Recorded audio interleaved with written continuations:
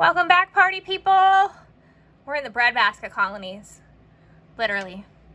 Pennsylvania, Breadbasket style. So we are in chapter 6, super exciting. We're in the middle colonies. The middle colonies are the ones that are not north or south. They're the ones below New England colonies. So we're talking New Jersey, New York, Delaware, Pennsylvania, places that we're pretty close to. So today, for social studies, we're going to do this small checklist. We're going to read pages 210 to 213. We're going to fill in 1 to 16 on the study guide with what we learned. We're going to read and answer questions on Quakers settle Pennsylvania, because if we're learning about the middle colonies, we should talk about our home state. So let's get that done. Good news. Copy the pages so you can get your highlighter, you can get your markers, you can get your colorful pens, pencils, you can write on the side. You can act as though this is your college text and really mark it up. So here we go. I think it's important to note we're in 1625 to 1700. This is the same time that the Puritans are settling New England, right? The Puritans come over in 1630.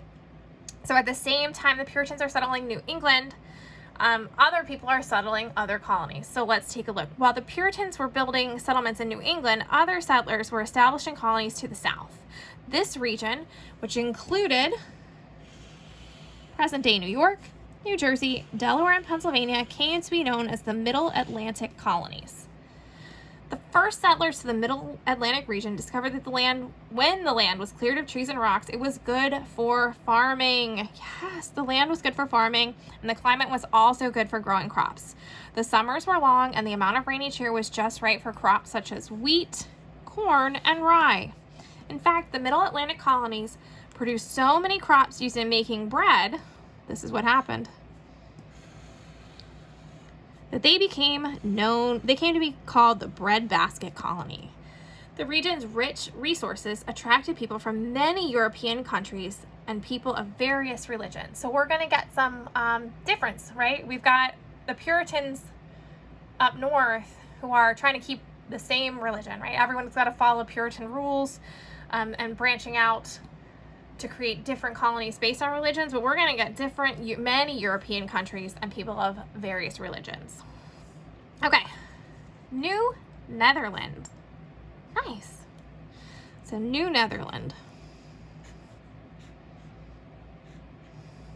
Not long after the English started colonies in North America, the Dutch began to build settlements in their own colony called New Netherland. So this is the Dutch. They settled in parts of today, which are New York, New Jersey, and Delaware. The Dutch came to the area because, it's Henry Hudson, nice, because the explorer Henry Hudson had claimed it for their country, Holland, in 1609. So Netherland, the Dutch, and Holland. This is harder to remember because it doesn't sound the same. A few years after Hudson's visit, the New Netherlands Company established several trading posts in the Hudson River Valley. In 1621, the Dutch West India Company took control of trade in the area.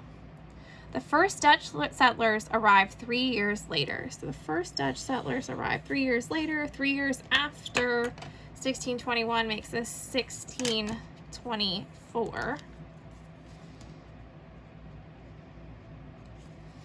Some were sent to a ford on the Delaware River, others sailed to a ford on the Hudson River. In 1626, the Dutch began building a fort and laying out a town on Manhattan Island in New York Bay. They called the settlement New Amsterdam. In the same year, Peter Minuit, one of the directors of the New Netherland colony, bought Manhattan Island from the Manhattan Indians. During the next few years, New Amsterdam grew and became the capital of New Netherland. The Dutch built other settlements that would one day become Brooklyn, Kingston, Rensselaer, and Schenectady, New York. The Dutch, that's so nice. The Dutch welcomed settlers to New Amsterdam from many countries. People from Belgium, Denmark, France, Italy, and Spain all made their homes there. Among these newcomers was the first group of Jews to settle in North America. However, the Jews in New Amsterdam did not have the same rights as Christian colonists had. Under Dutch rule, Jews could not work at certain jobs and could not freely practice their religion. Oh, that's awful. I don't like that. It's the same idea, guys. People coming for a certain reason but not extending it to everyone. All right, let's take a look at our study guide, see if we can fill in the stuff on New Netherlands before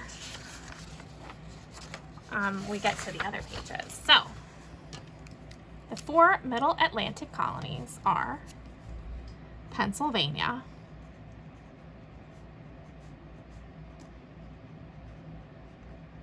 New York, New Jersey, and Delaware.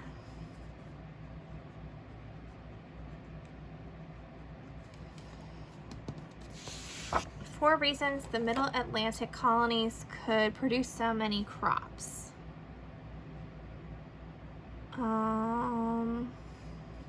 Okay. It's good land once it's clear, long summers,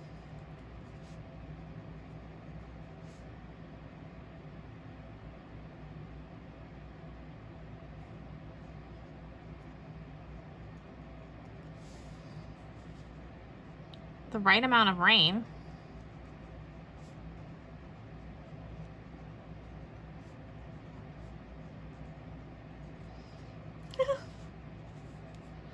and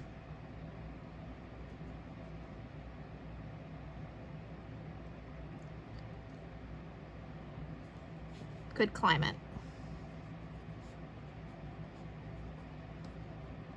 I don't know why those lines are so short. Since the colonies produced so many crops used in making bread, they became known as the Breadbasket colonies.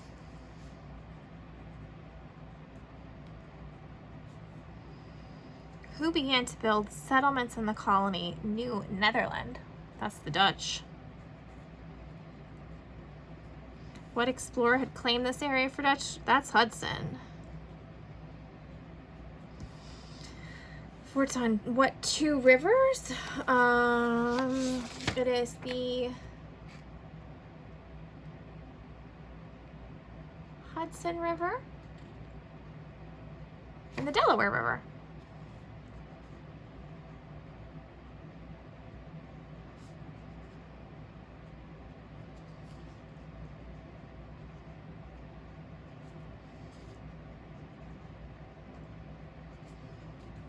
The town that they built on Manhattan Island was New Netherland. No, it wasn't. It was New Amsterdam, the one on Manhattan Island. New Amsterdam.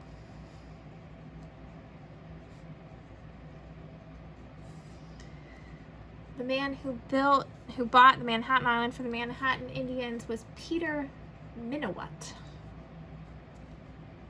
Peter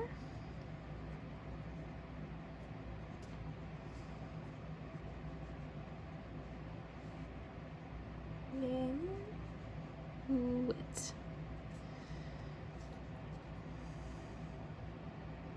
How much did he pay for it?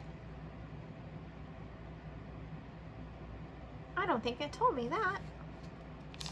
I think we do have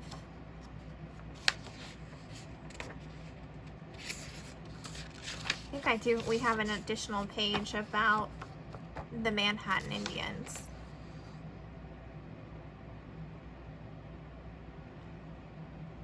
So we'll have to come back for this one. I'm gonna highlight it because I think that we have an additional resource that's gonna help us here. How much did he pay for it? What settlement later became the capital of New Netherlands? It's New Amsterdam again. Did I? Yeah.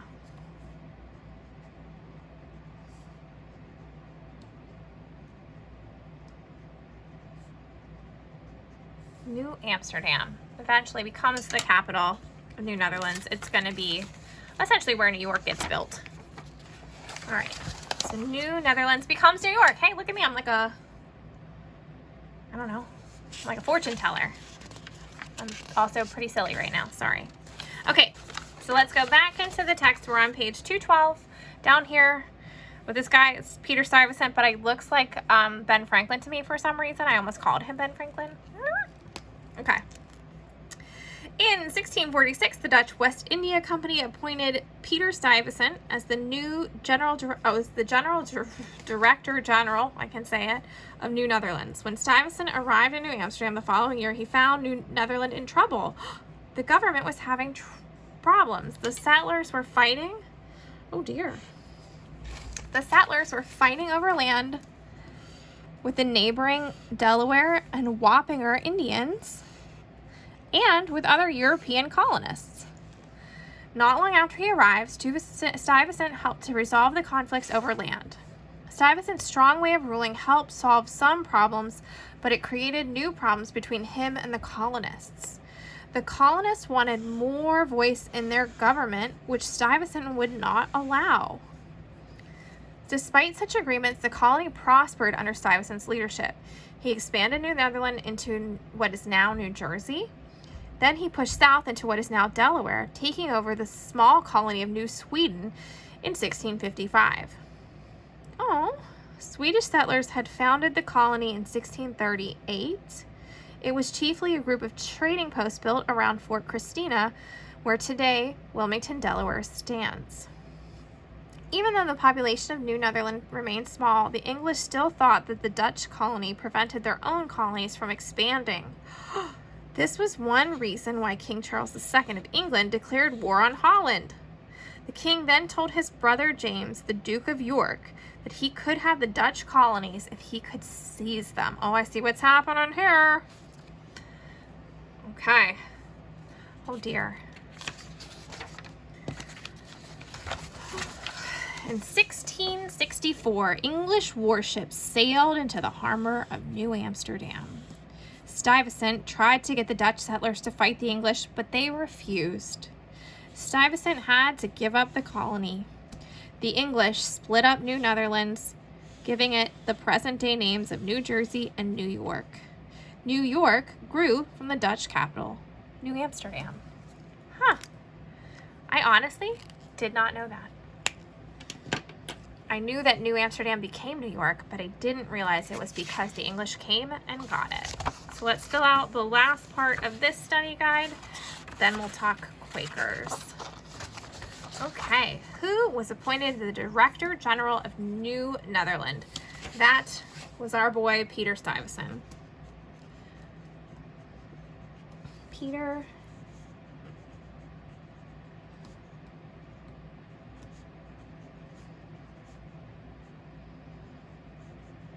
What problem did he discover in the colony? Like everything, right? Colonist settlers were fighting over land.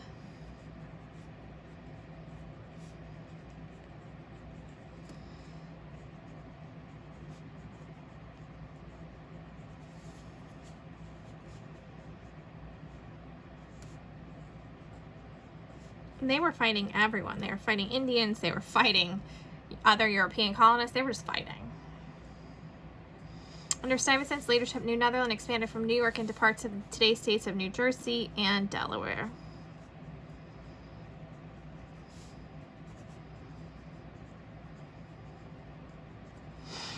Why did King Charles of England declare war on Holland? Well, because he thought they were preventing expansion.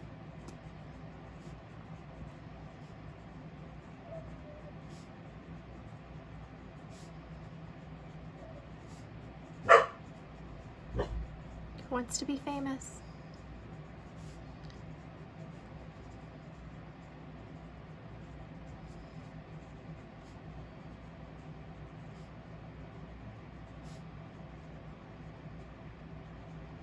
Who won the war? England, because the Dutch colonists refused to fight, which I kind of respect. Split up New Netherland into New Jersey and New York. Did you catch how the Prince of York, suddenly he got a colony named after him? Fancy, right? What present-day city grew up from it? New York City.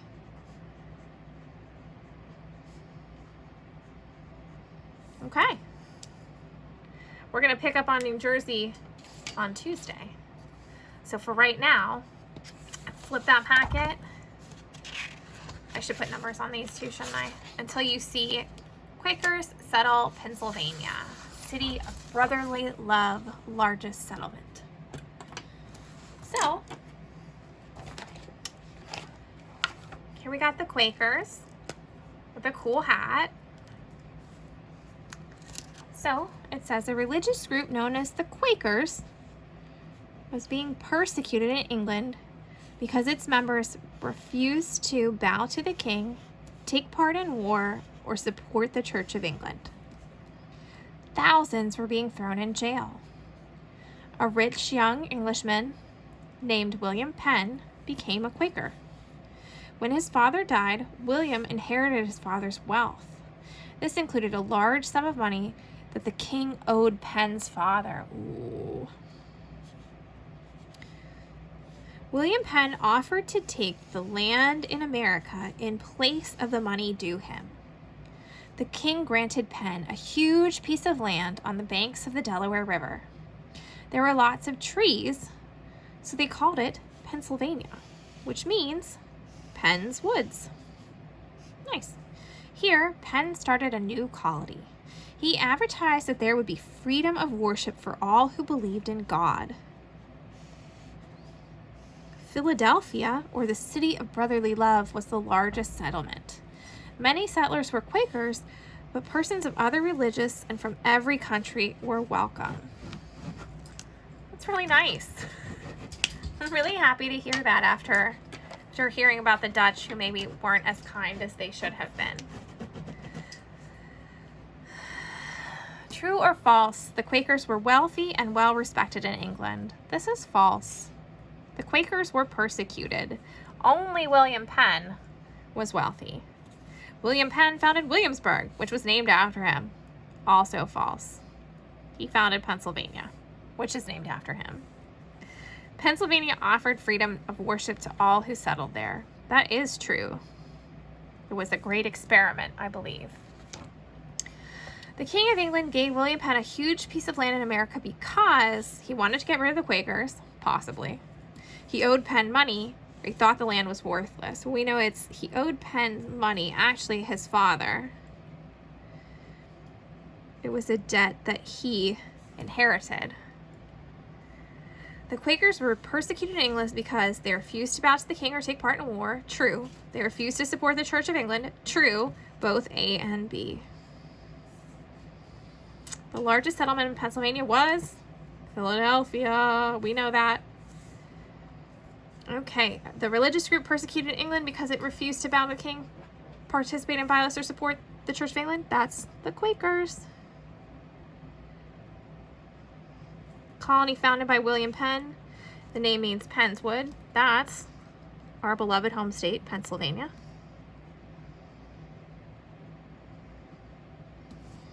To harass and oppress with ill treatment, to bother or annoy, this is persecuted.